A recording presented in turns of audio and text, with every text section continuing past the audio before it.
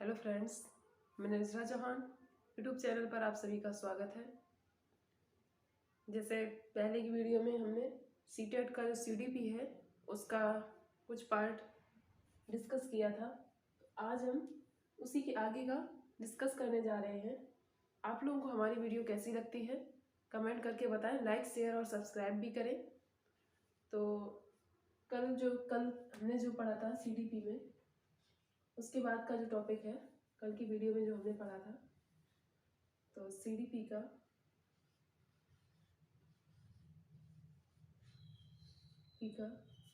तो जो वैयक्तिक विभिन्नता वैयक्तिक वैयक्तिक विभिन्नता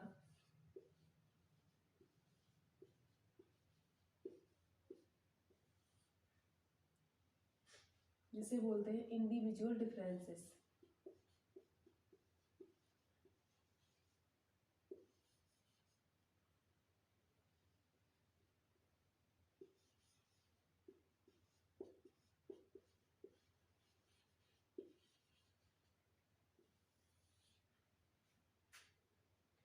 तो वैयक्तिक विभिन्नता जो है सभी में अलग अलग तरीके की पाई जाती है, सभी में सेम नहीं होती है। किसी का इंटरेस्ट अलग होता है, कोई इंटरेस्ट से, कोई पर्सनालिटी से, एप्टीट्यूड, इंटेलिजेंस, इन सब तरीकों से अलग अलग पाया जाता है। तो जैसे है एप्टीट्यूड, इंटेलिजेंस,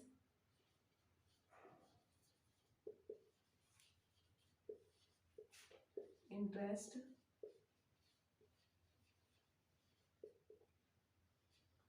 पर्सनैलिटी,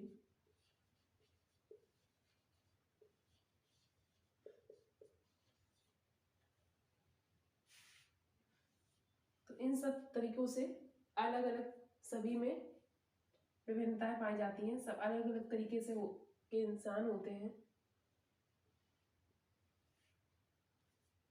तो जो एप्टीट्यूड होता है ये हमारे अंदर होता है, जैसे किसी में टीचिंग का होता है, किसी में डिस्कशन का होता है, ये सब चीजें होती हैं। किसी में पोएम पोएम कहने का होता है या डायरी लिखने का होता है, ये सबके अंदर अलग अलग होता है। ऐसे ही इंटेलिजेंस भी सभी में अलग अलग होती है, इंटरेस्ट और पर्सनालिटी। तो मैं बताया गया जो व्यक्तिक जो विभिन्नता है, जिसे इंग्लिश में इंडिविजुअल डिफरेंसेस बोलते हैं, ये सभी में अलग अलग तरीके से होती है। उसके बाद में है जो इन लोगों के साथ जो बच्चे हैं ये अलग अलग तरीके से होते हैं, तो इनको पढ़ाने के लिए टेक्निकल जो मेथड यूज किया जाएगा वो सेम नहीं किया जाएगा। कि अलग अलग तरीके के बच्चे हैं, सभी एक ही तरीके से नहीं पढ़ सकते हैं। किसी को चित्र देखकर समझ में आता है, तो किसी को लिखकर समझ में आता है, किसी को बोलकर समझ में आता है, किसी को सुनकर समझ में आता है। तो सभी के साथ टेक्निकल जो मेथड है वो सेम यूज नहीं करेंगे। उसके बाद में अगर हम लोग ग्रुपिंग का मेथड यूज कर रहे हैं, तो दो प्रकार की ग्रुपिंग होती है। एक होती है होमोजीनियस,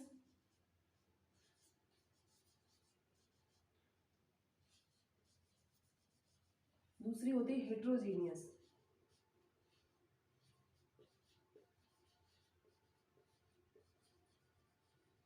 होमो का मतलब ही है सेम, तो होमोजीनियस में जो ग्रुपिंग होती है उसमें सेम तरीके के लोग आते हैं या बच्चे आते हैं, सेम होंगे। कि अगर जैसे बच्चे जो है इसमें सभी कमजोर होंगे तो इसमें कमजोर ही रखे जाएंगे। ग्रुपिंग इसकी होमोजीनियस जो होती है, इसमें सेम टाइप के बच्चे या लोग रखे जाते हैं, वो होमोजीनियस ग्रुपिंग होती है।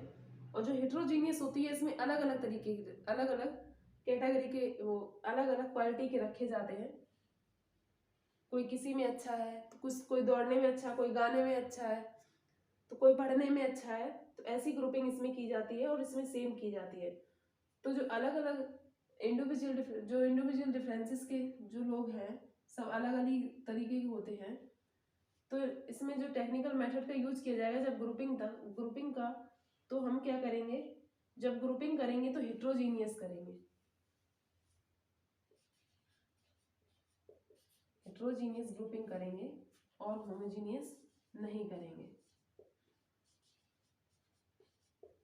क्योंकि जब हम हेट्रोजीनियस ग्रुपिंग करेंगे तो अलग अलग तरीके के लोग, या बच्चों का ग्रुपिंग होगी तो बच्चे होंगे, तो वो एक दूसरे से सीखेंगे, और अगर सेम कर देंगे तो किसी से कुछ नहीं सीखेंगे। तो इस वजह से हम हेट्रोजीनियस ग्रुपिंग करेंगे। ये जो है इंडिविजुअल डिफरेंसेस का आधार है कि इन तरीकों से अलग होते हैं सब, और जो टेक्निकल मेथड है सभी में सेम यूज नहीं करेंगे। अगर ग्रुपिंग वाला यूज करेंगे तो हेट्रोजीनियस यूज करेंगे, क्योंकि इसमें अलग अलग तरीके के बच्चे शामिल होते हैं।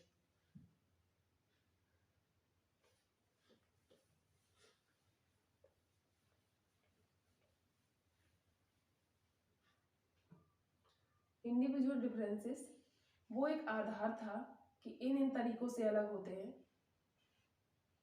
दो तरीके से होती हैं इंडिविजुअल डिफरेंसेस जो होती हैं। एक होती है इनहेरिटेड,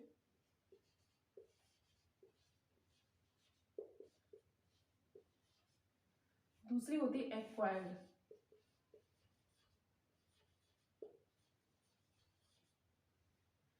एक्वायर्ड का मतलब हम ग्रहण करते हैं बाहर से, और इनहेरिटेड का मतलब हेरिडिटी से है, जिसे आनुवंशिक बोलते हैं। जो चीज हमें विरासत में मिलती है, विरासत, वो इनहेरिटेड होता है। तो इनहेरिटेड में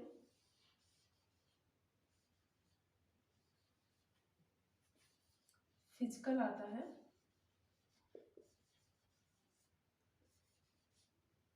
मेंटल आता है, टेम्परामेंटल आता है।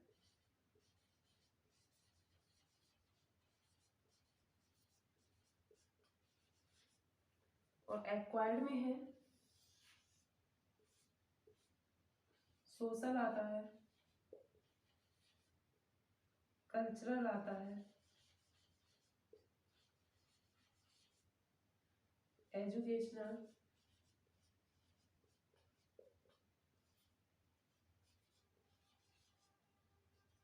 और इमोशनल।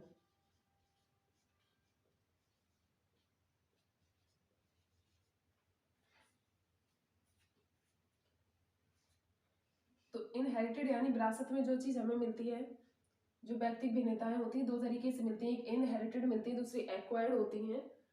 जो इनहेरिटेड का मतलब विरासत में, और वो जो बाहर से ग्रहण की जाती हैं।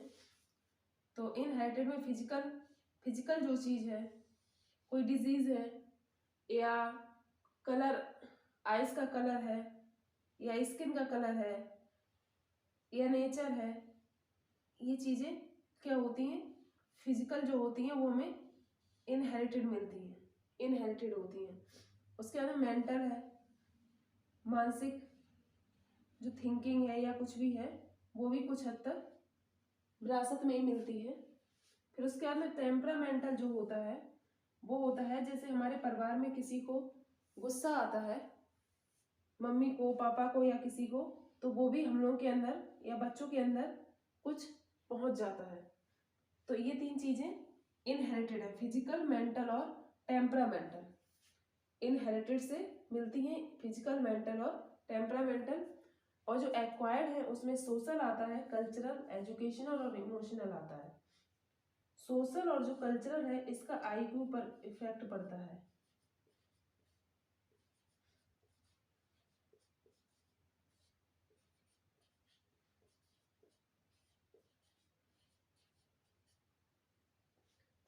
जैसा हमें सामाजिक वातावरण मिलेगा और कल्चर मिलेगा, संस्कृति मिलेगी, उस हिसाब से हमारी आईक्यू पर भी इफेक्ट पड़ता है। सोशल और कल्चर का हमारे आईक्यू पर इफेक्ट पड़ता है। तो ये है इंडिविजुअल डिफरेंसेस जो इनहेरिटेड और एक्वायर्ड होती हैं। इनहेरिटेड ये होती है, एक्वायर्ड ये होती हैं।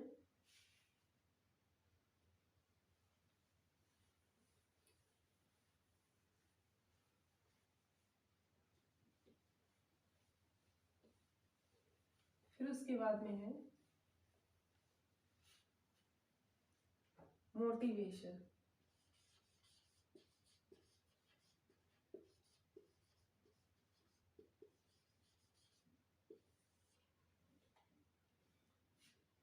तो मोटिवेशन एक तो इंटरनल होती है, एक एक्सटर्नल होती है।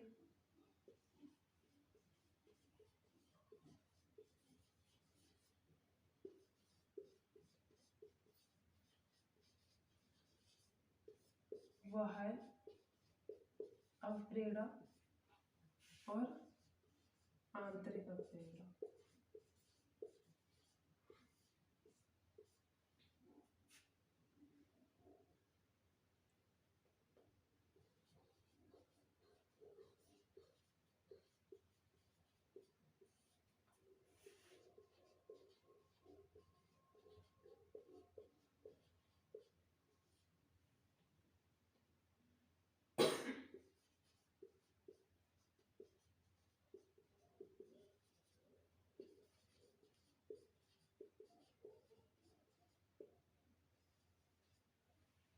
तो मोटिवेशन एक इंटरनल होता है, दूसरा एक्सटर्नल होता है, आंतरिक अवप्रेरणा और बाह्य प्रेरणा। तो इंटरनल मोटिवेशन वो होता है जो हम काम कोई अपने अंदर जो हमारे निहित होता है, इंटरेस्ट होता है, उससे करते हैं।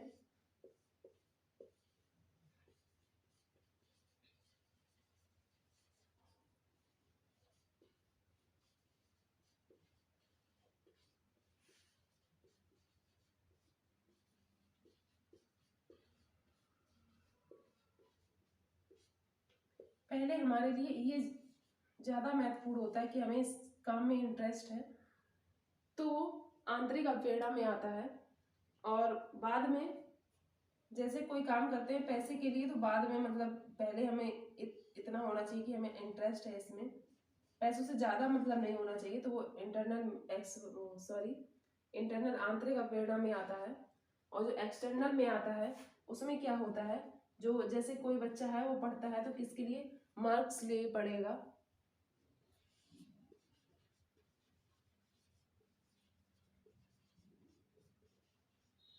मार्क्स या मनी अगर मेन मोटिव हो,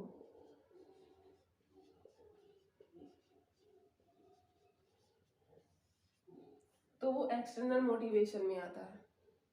एक्सटर्नल मोटिवेशन में आता है अगर मार्क्स या मनी मेन मोटिव हो, तो एक्सटर्नल मोटिवेशन में आता है। और मार्क्स और मनी मेन मोटिव ना हो, इंटरेस्ट से कोई काम करे, तो इंटरनल मोटिवेशन में आता है। मोटिवेशन साइकिल है।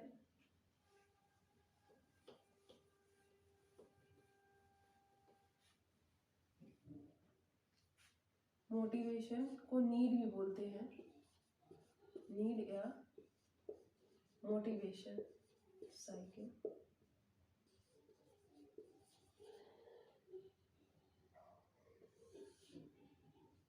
साइकिल को नीड भी बोलते हैं।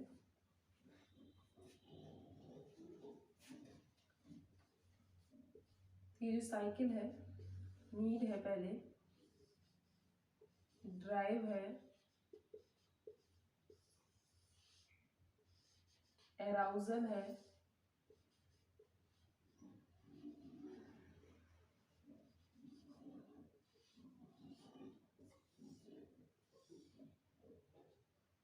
गोल डायरेक्शन है,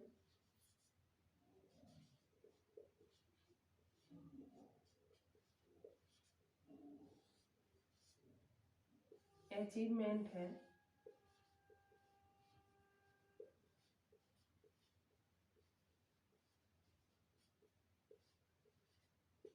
फिर उसके बाद में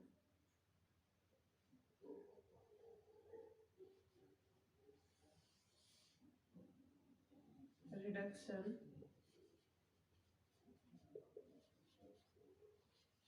ऑफ एराउजल।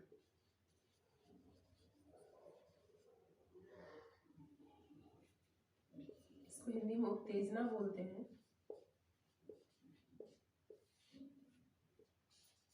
ये लक्ष्य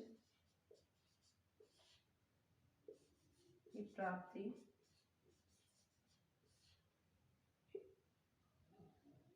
नीड तो पता है, रिडक्शन, उत्तेजना, शांत।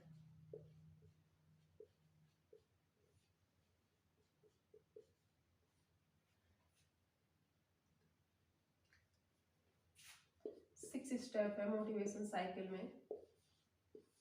6 स्टेप है। नीड है, ड्राइव है, अराउजल है, गोल डायरेक्टेड, अचीवमेंट और रिडक्शन है। तो ये 6 स्टेप है। पहले हमारे अंदर नीड आएगी, हमें किसी चीज की आवश्यकता होगी, फिर हम उसके बारे में सोचेंगे कि ये हमें पानी है तो ड्राइव करेंगे।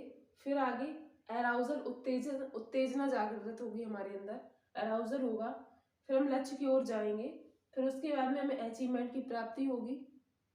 अचीवमेंट हिंदी मतलब प्राप्त हो जाएगा वो हमें। फिर उसके बाद में रिडक्शन ऑफ अराउजल। फिर जब हमें वो चीज मिल जाएगी फिर हमारे अंदर उत्तेजना शांत हो जाएगी। तो ऐसे ही चलता रहता है। फिर हमारे अंदर फिर कोई नई नीड आएगी, फिर ड्राइव करेंगे, फिर अराउजल होगा, फिर गोल डायरेक्टेड होगा, फिर अचीवमेंट होगी, फिर रिडक्शन ऑफ अराउजल होगा। तो यही ये जो 6 स्टेप का ये जो साइकिल है मोटिवेशन का, ये चलता रहता है ऐसे ही। जो एक मनोवैज्ञानिक है हमारे अब्राहम मैस्लो,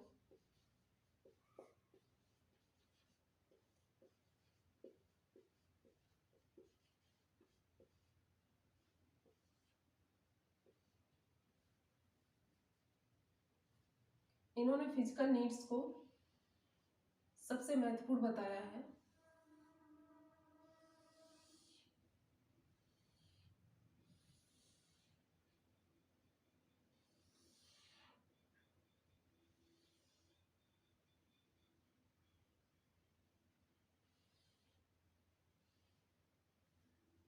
जो आता है इसमें पहले आता है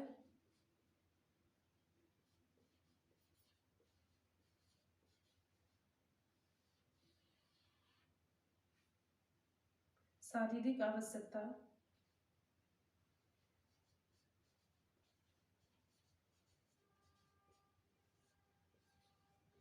जैसे भूख, प्यास,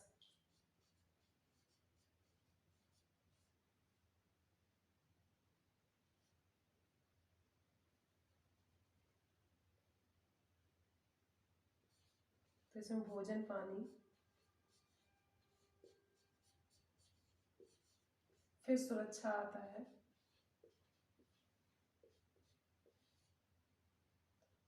फिर हमें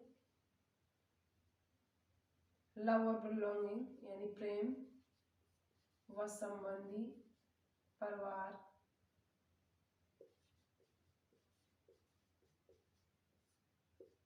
रिश्तेदार, फिर होता है सेल्फ रिस्पेक्ट, आत्मसम्मान, फिर होता है आत्मसिद्धि।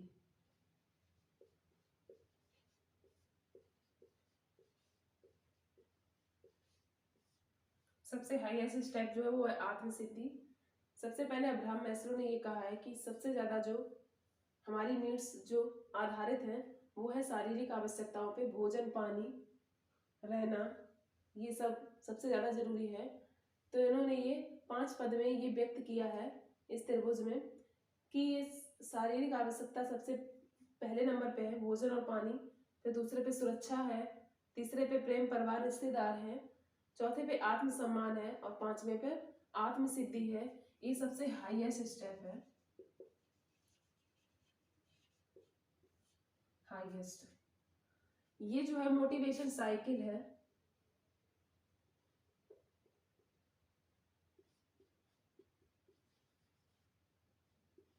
ये मोटिवेशन साइकिल है, 6 स्टेप है इसमें। और ये जो अब्राहम मैस्लो ने दिया है उसमें 5 स्टेप है, 1 2 3 4 और 5, ये 5 पद दिए गए हैं।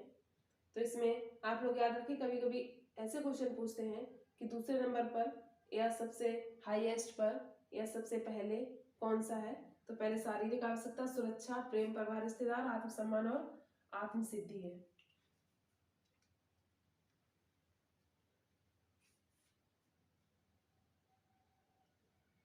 मोटिवेशन साइकिल ये है, ये जो साइकिल में बना हुआ है ये अब्राहम मैस्लो ने दिया है, ये अब्राहम मैस्लो ने दिया है और ये मोटिवेशन साइकिल है।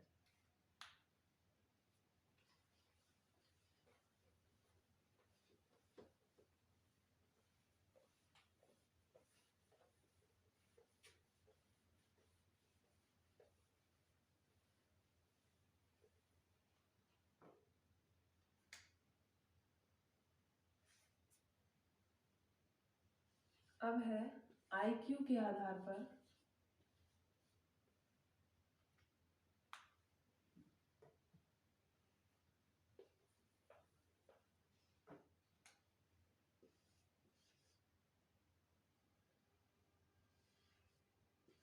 क्लासिफिकेशन ऑफ पीपल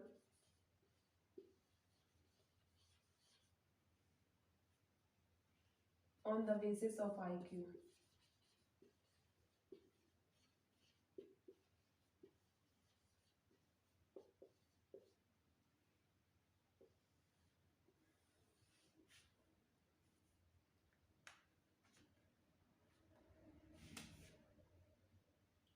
तो जो IQ का जो कॉन्सेप्ट है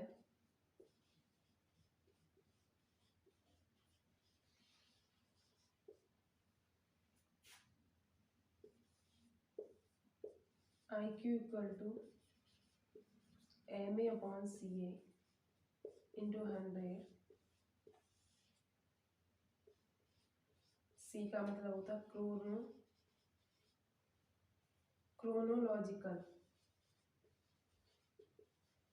क्रोनोलॉजिकल एज, और इसको मेंटल यानी मानसिक आयु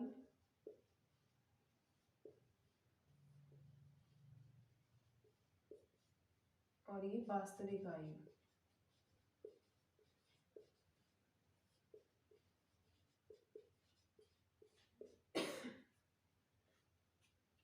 तो ये जो कॉन्सेप्ट है 1912 में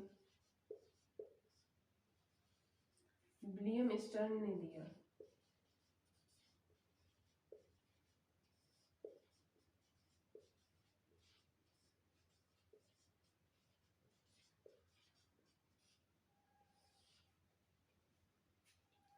जो IQ का कॉन्सेप्ट है MA/CA इंटू 100, ये 1912 में विलियम स्टर्न ने दिया है।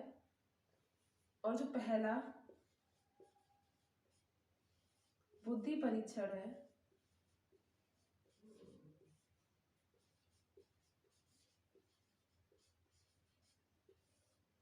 पहला बुद्धि परीक्षण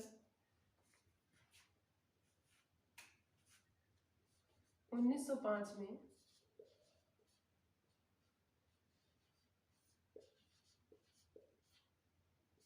बिने व थियोडोर साइमन ने दिया।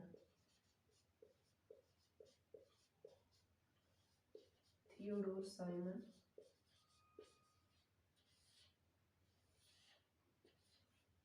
और पहला बुद्धि परीक्षण का जो कॉन्सेप्ट है वो दी। पहला बुद्धि परीक्षण जो किया वो 1905 में बिने और थियोडोर साइमन ने किया। और मेंटल एज के बारे में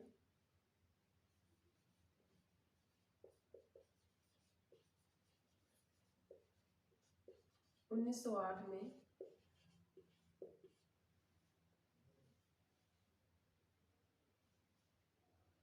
अल्फ्रेड बिने ने बताया।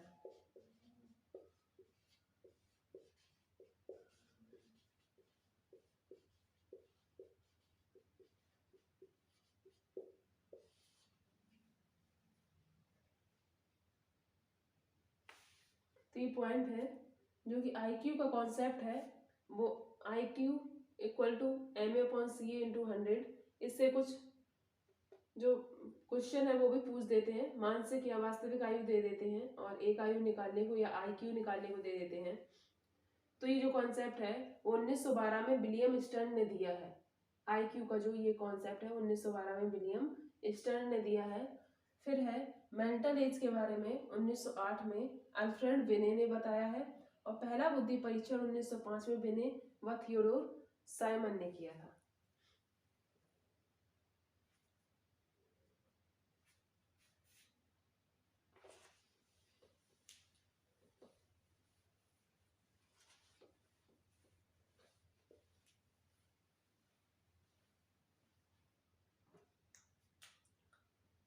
फिर है रचनात्मकता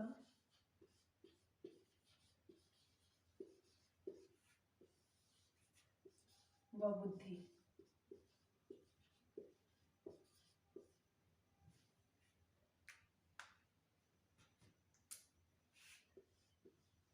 क्रिएटिविटी और इसको बोलते हैं इंटेलिजेंस। इन दोनों का जो आपस में रिलेशन है वो पॉजिटिव रिलेशन है।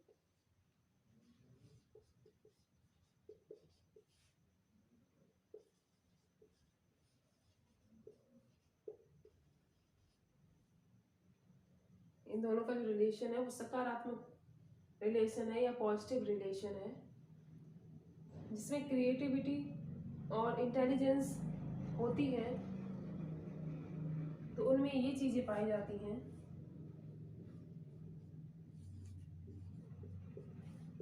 फ्लुएंसी,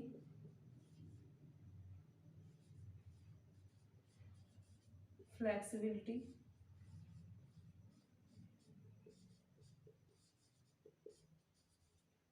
ओरिजिनलिटी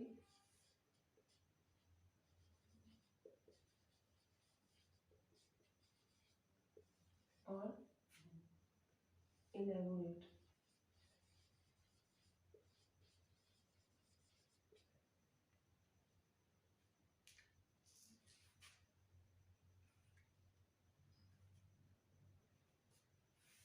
टर्मन ने, जो मनोवैज्ञानिक हैं, टर्मन ने 1920 में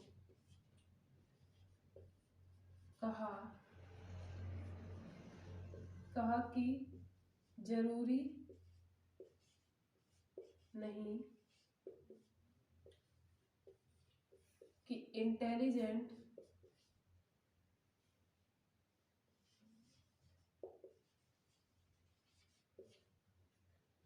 क्रिएटिव हो, इंटेलिजेंट जो पर्सन है वो क्रिएटिव हो।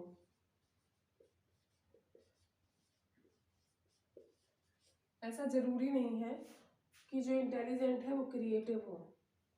टर्मन ने 1920 में कहा था, और जो जिसमें क्रिएटिविटी और इंटेलिजेंस जिसमें पाई जाती है उसमें ये चार चीजें होती हैं। Apps, fluency, flexibility, originality, elaborate. Fluency मतलब एक प्रभाव होता है उनमें किसी चीज को करने का। फ्लेक्सिबिलिटी लचीलापन होता है।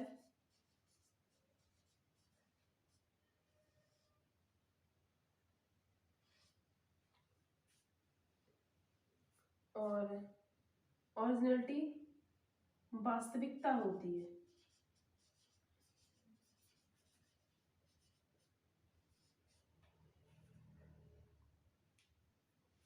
एलेबोरेट का मतलब होता है विस्तार करना, किसी चीज का विस्तार करना। कोई काम है वो प्रभावपूर्ण करेंगे और उनका जो व्यवहार लचीलापन, उन वास्तविकता और विस्तार करने की क्षमता होती है। तो ये पॉइंट है क्रिएटिविटी और इंटेलिजेंस के। तो इंटेलिजेंस में जो बुद्धि में हमारी थिंकिंग आती है तो वो दो प्रकार की थिंकिंग होती है जो कि बहुत ही इम्पोर्टेंट है।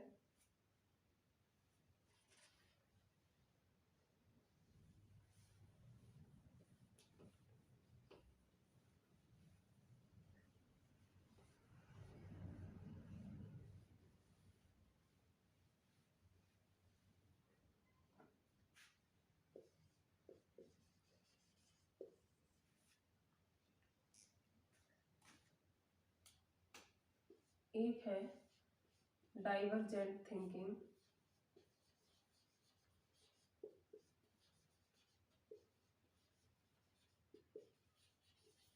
दूसरी है कन्वर्जेंट थिंकिंग।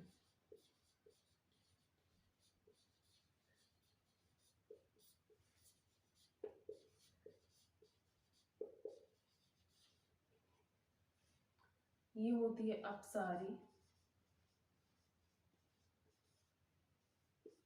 ये होता है अपसारी, और ये होता है अभिसारी।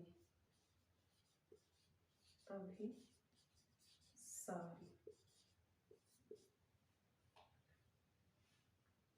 ये क्या है? ओपन एंडेड है। डाइवर्जेंट है वो ओपन एंडेड होता है और क्रिएटिव, इसमें क्रिएटिविटी होती है।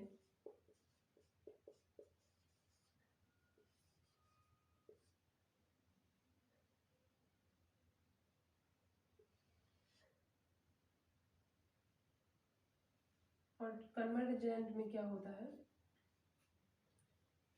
ये क्लोज एंडेड होता है। इसमें एमसीक्यूज क्वेश्चंस होते हैं।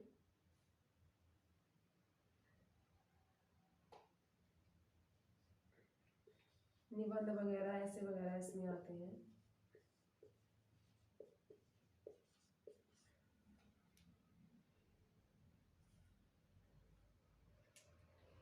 ये इंटेलिजेंस होता है इसमें।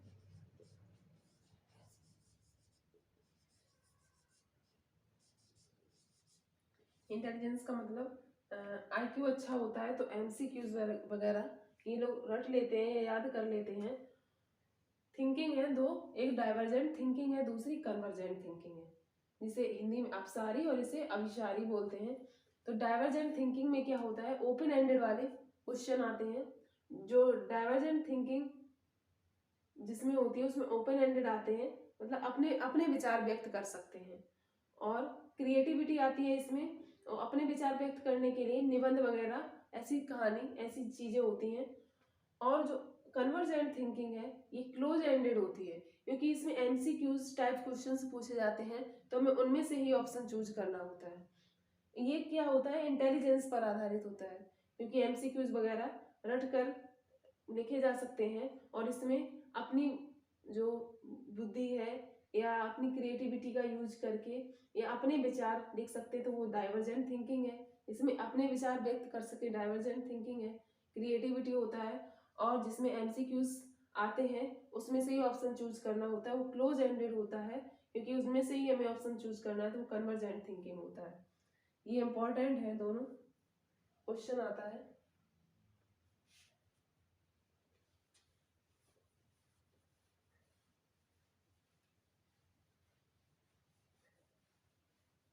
फिर जो हमारी आईक्यू की टेबल है,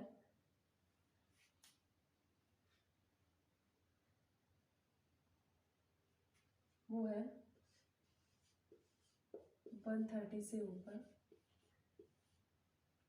फिर है 120 से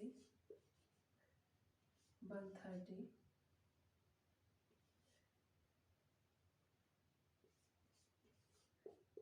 190,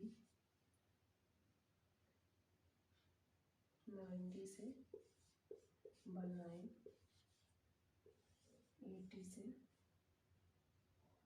89, 70 से 79, below 70,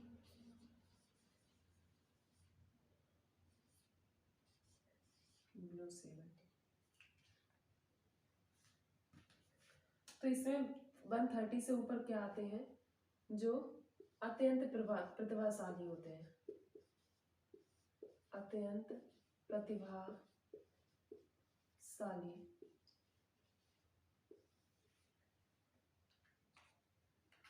और इसमें प्रतिभाशाली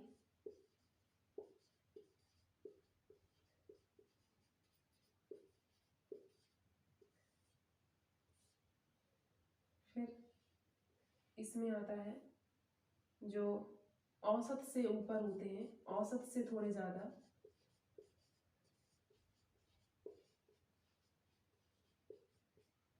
इसमें औसत वाले लोग आते हैं,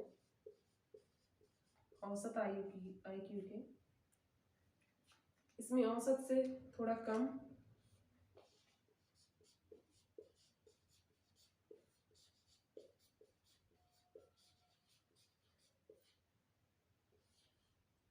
और इसमें सीमित बुद्धि होती है।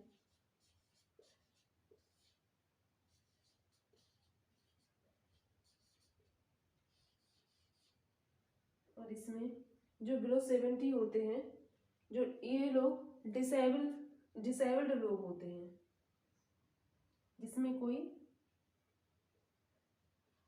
कमी होती है, शारीरिक मानसिक कमी जो होती है, वो डिसेबल्ड लोग होते हैं।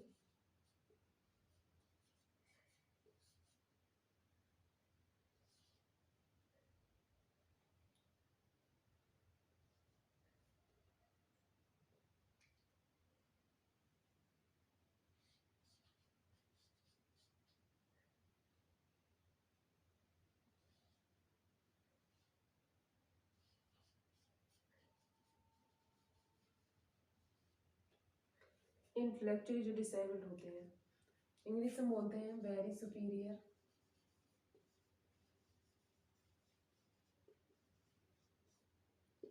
सुपीरियर,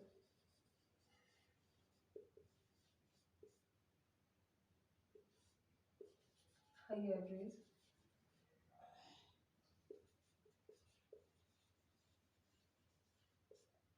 एवरेज, लो एवरेज,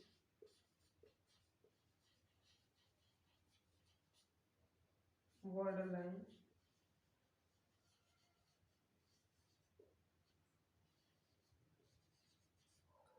तो ये हमारी IQ लेवल की जो